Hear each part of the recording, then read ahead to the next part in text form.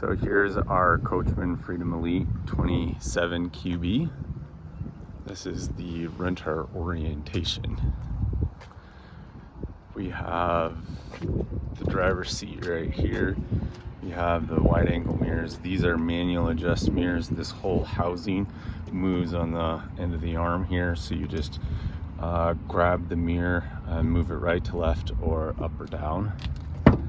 Inside the driver's seat, we have some dashboard controls here. We have the light switch here, cruise control options here, which we do recommend around 65 or 70 for your top cruising speed.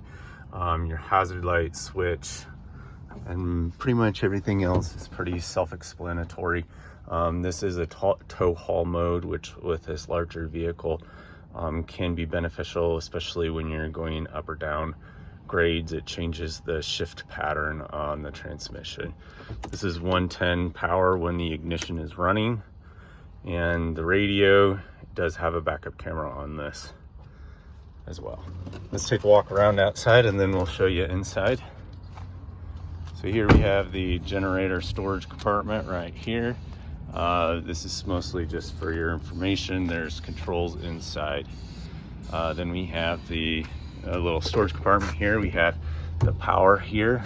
This is the end that connects to the RV. This is the end that connects to the 30 amp service at your on your power pedestal at your campground. This is your water hose. This is a pressure regulator on the end of the hose that keeps it from over pressurizing the system. Up here behind the storage compartment, we have, that's where your 30 amp power cord connects to. And then this is where your city water is. So this is a black water tank flush. Do not use that. If you connect to that, it will fill the black water tank, which is your toilet wastewater, and it will overflow into the toilet. So make sure and use this connection right here and follow the diagram. If you're trying to fill the tank, have it in this position. If you have a city water connection at your campsite and you want to pressurize the system, have it in the vertical position.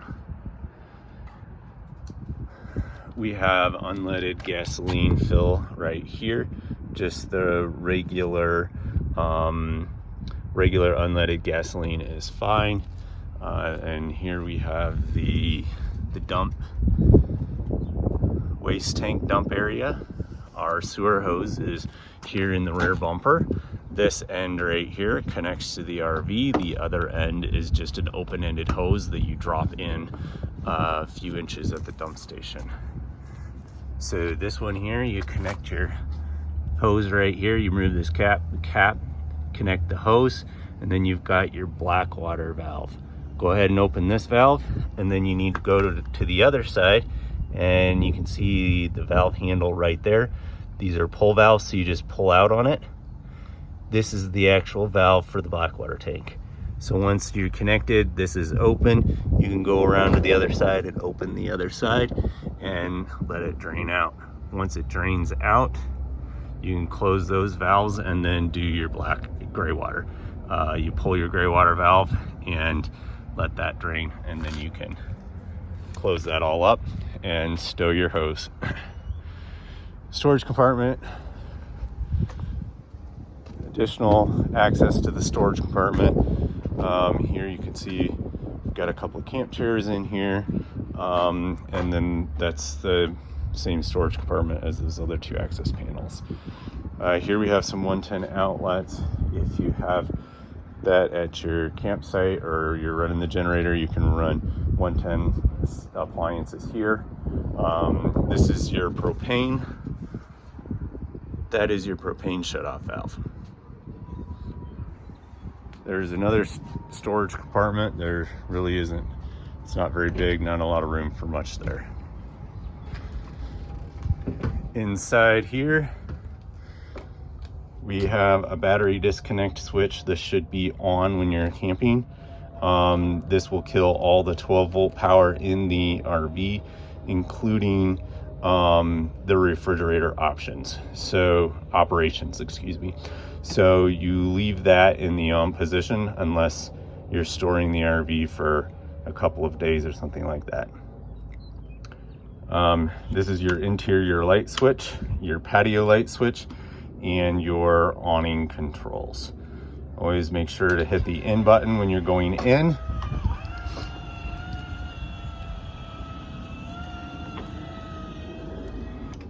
And the out button if you're going out. This is your electrical control panel. Shouldn't need to be in there unless there's an issue. And here is your RV control panel. So here we have the hot water heater switch. Make sure this is off when you're driving, otherwise you can blow a thermal fuse and then you won't have hot water for the rest of your trip. We do have additional thermal fuses on the rig though, so if that becomes an issue, let me know. This is your water pump switch. This will pull water from your tank and pressurize your system. Here we have your propane gas levels, your battery levels, freshwater tank, black water tank, and gray water tank levels. You just press it and it displays right here. This is your generator controls. Press and hold the prime, that blue light will come on. Go ahead and prime for another 10 to 15 seconds. And then you should be able to start it. If it doesn't start right away, you can try priming it again. And I think I tried to rush it because I'm doing the video.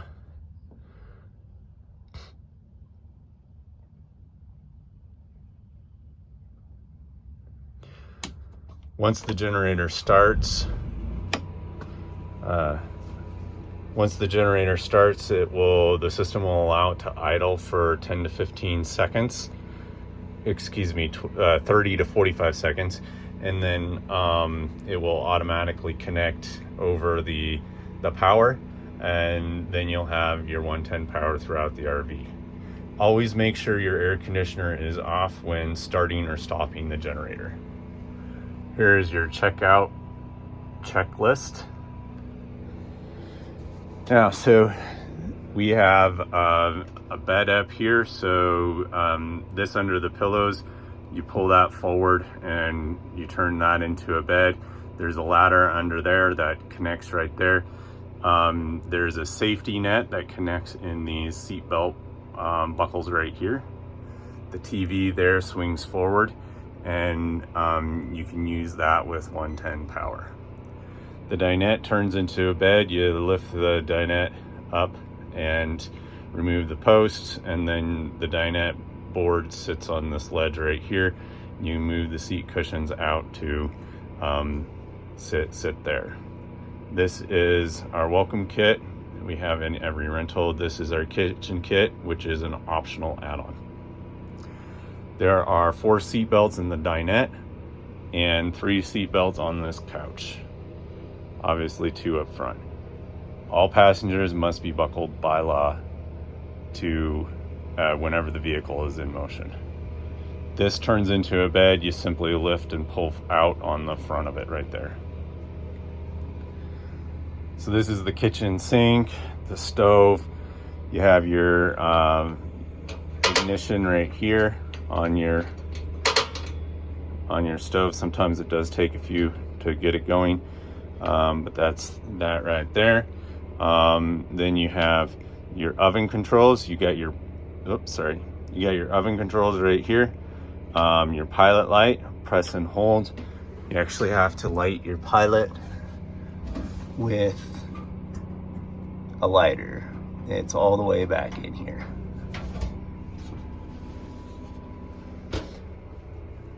Your microwave operates like a regular residential microwave when you're connected to 110 power. Sorry, let's go to the fridge next.